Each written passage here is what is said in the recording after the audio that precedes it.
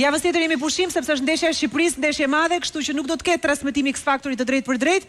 Ne do të rikthehemi në natën gjysmëfinale ku janë të ftuar special për të kënduar me talentet e reja, me talentet e këtij edicioni, Nora Istrefi, Tuna, Piro Çako dhe Fifi. 4 artistë big të cilët i falenderojnë që i janë përgjigjur pozitivisht ftesës tonë që të vinë dhe të mbështesin 4 këngëtarët që do të kalojnë në fazën tjetër. Ti nga këta 4 emra këtë do doja të kishe në duet? Nëse kalon patjetër në natën e ardhshme. Besoj do të kisha dashur shumë Tunën. Okej. Adi, si të duk me Billie Jean Rigersa? Si quhet kënga që ka këndu kjo Barbra Streisand, Donna Summer, që kanë dueti që kanë këndu? Tell Him? Jo, ajo është me Celine Dion. Me Celine Dion, po. Enough is enough. Enough is enough, po. E di që është bërë, po me Tunën, me që janë në atë përleshje në qëfëse qëllon karakteriale, personalitetit, bashkë me të kështë qenë një performancë interesante midis dy këngëtarëve. Dhe kur vjen puna të këngëtarët e mira, Rigers, unë gjithmonë kam menduar që nuk i thuhet zonjave, zonjushave, nuk i diskutohet moshas, është mungesë edukate, po nga pikpamja e gjykimit të këngëtares, në këtë rast artistes, ti gjithmonë që në çastin e parë më ke dhënë një përshtypje që ishe pak më e madhe në moshë, më e përgatitur, më e plot. Ndoshta vjen kjo nga fakti që A, ti je shumë e talentuar, B, je interprete shumë e mirë, C, je gati, dhe D, je, le të themi, nga këngëtarët e veçanta të këtij vendi për momentin. Kur mësova që ishe 18 vjeç, fillova të bëj një llogaritë të tillë, zakonisht këngëtarët e reja shumë të mira, mbas 10-12 vjetësh, në të 30-at e tyre vinë në atë statusin, në atë stadin kur fillojnë luajnë me zërin e tyre. Mund të shkojmë nga ku deri ku me emra këngëtarësh në raport me këtë. Dhe do kisha qenë shumë kureshtar që mbas 12 vjetësh të kisha qelluar në një koncert tënd në recital për të kuptuar në çfarë dimensioni do shkoj luajtja jote me zëri. Thënë kjo, mendoj që duhet jesh e qetë që ke kaluar në finale. Shumë faleminderit. Shiko.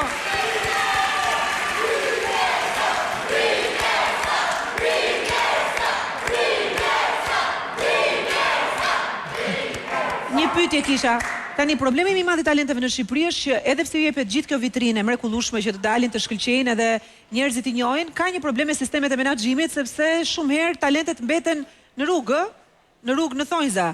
Edhe kujdes ata s'kush për ta dhe s'ka një strategji të vërtetë që ata të bëjnë zgjedhjet e duhura, shumë herë bëjnë kompromise sepse duhet të mbijetojnë. Shumë herë nuk janë inteligjent mjaftueshëm për të bërë biznes me këtë profesion, sepse një artist nuk mund të jetë dhe menaxheri vetes tij dhe nuk mund të jetë biznesbërës. Po ky është një biznes dhe një industri që në fakt është në të gjithë botën i super vlerësuar dhe i paguar. Tani ti si vajzë 18 vjeçare, çfarë vizioni ke do të të pyesja unë? Ke marrë këtu një trofe vetëm që je në këtë spektakël, ti janë bërë performanca të jashtëzakonshme, nga pikpamja butaforike, nga pikpamja e vizuale, si show, si ti ke dhënë zërin këtij spektakli, ke dhënë talentin tënd. Çfarë do të bësh ti kur të dalësh nga X Factor? Ke menduar? E kam menduar edhe se kam menduar se më thon, por që përqëmërit e mia janë të nalta në këtë X Factor, edhe besoj të më shkojnë aq mirë sa mendojnë ose duan që më shku, edhe ta shoh mbrapa vazhdim psin që me bë mas X Factorit. Ja, nuk e di çfarë këshillash do t'i jepni juve se i 3 artistë që jeni. Unë kam një 3 këshilla për të dhënë për shembull çfarë nuk duhet të bësh mbas X Factorit. Një, mos delirosh, mos bësh pre e vesteve, ato që të shkatrojnë stilin e jetës, të shkatrojnë zërin, të shkatrojnë shumë gjëra. E dyta, mos ndjekësh vetëm dashurinë, ta ndjekësh atë sepse ajo të frymëzon, por të thuash unë e bëra veten time, edhe e ndoqa edhe ëndrrën time, ti bësh gjithë gjërat e tjera paralel pa lënë këtë që është kryesorja. E treta, patjetër të duhet një menaxher shumë i mirë, të duhet një menaxher i mirë se nuk do t'i qellosh të gjitha zgjedhjet vet, dhe nuk e di çfarë do shkoni juve 4, 5, 6 këshilla nga eksperjenca dhe përvoja juaj shumë vjeçare. Me tregun shqiptar diskografik që është sot. Ti Zerka, çfarë do t'i thoje? Jam kryesore të punoj fort pafund. Dhe të mos dëgjoj të tjerë se gjithmonë, sidomos ne shqiptarët e kemi atë gjë, po shiko se ky stilist i ty mirë, po se shiko se kjo gjuha s'është mirë këtu, po më kupton? Vazhdo ndiq atë që ti e bën më së miri dhe ti e dashuron. Unë mendoj që ti je një artist e lindur dhe vazhdo ta mbash këtë se të shkon shumë.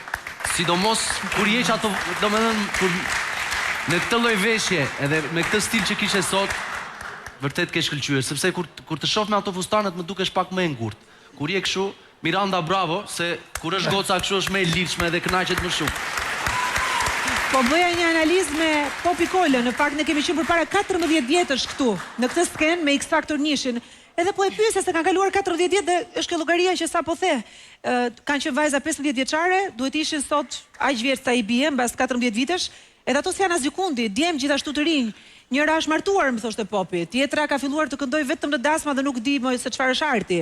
Një tjetër ka ikur fare nga Shqipëria sepse gjeti një partner të mirë dhe pa në mënyrë pragmatiste jetën dhe tha atje është më mirë se sa këtu. Një tjetër, nuk e di, gaboi menaxherën, edhe menaxherja e ka futur në rrugë totalisht terta që s'ka lidhje me këtë që ata kanë prekur. E kështu me radhë. Kështu që mos i gabos zgjedhjet që 30 vjeç Adi Krasa të jetë në ndonjë prej koncerteve të tua të rëndësishme dhe duart trokasi fort, okay? Do të japësh një premtim publik për këtë. Ja premtoj. Po ndonjë tjetër merr për shembull fitoren këtu, bëhet dhe shumë ndje madh, bëhet i rëndësishëm dhe s'na begenis edhe neve që ja kemi shtruar, ja kemi bërë skenën kështu lule dhe ar, edhe s'na ngren as telefonat ose na thon duhet kalosh nga menaxheri. Ka ndodhur dhe kjo. Këtë mos e harro kur vendin që bëri që të nisesh.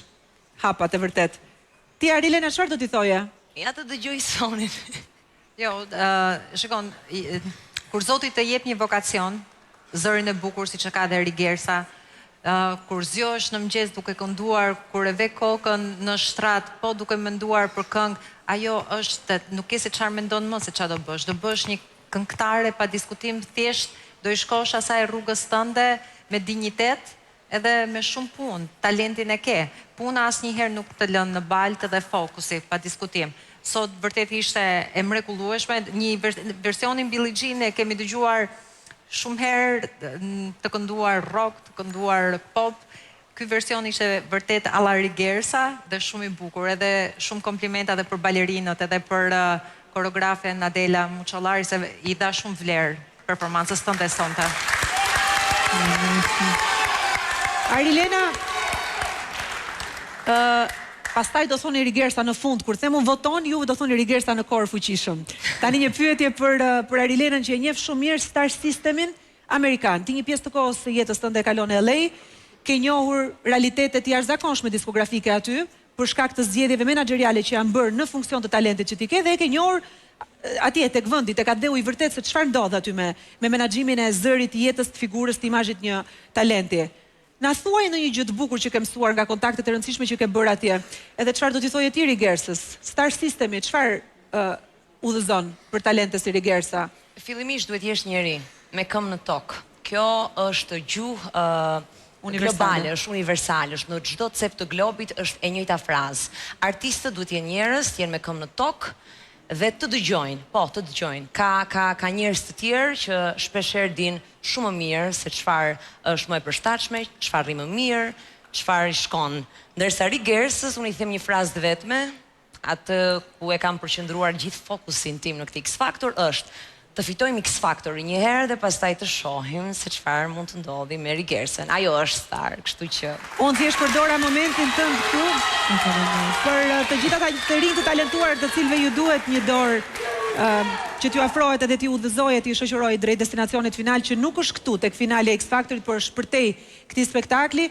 Kështu që gjëja më e rëndësishme është të ndërtosh një skuadër edhe të besosh tek ajo skuadra dhe pastaj gjërat ecën. Fatkeqësisht, artistët shqiptar janë gjithkohës në mbijetesë, pjesa më e madhe e tyre, sepse duhet ja dalin vetë, futen në oqean dhe duhet bëjnë notë të dalin bregun tjetër dhe bëjnë 100 funksione që s'duhet i bëjnë, sa ata duhet vetëm të bëjnë art, atë për cilën janë të bekuar. Folëm pak gjatë për këtë temë, por është temë e bukur edhe mësojmë nga pak. Ti, ata që na ndjekin dhe të gjithë shokët dhe shoqet që janë pas kujtave dhe ndjekin performancat. Tani gati, votoni Rigersa edhe juve një korë të fortë.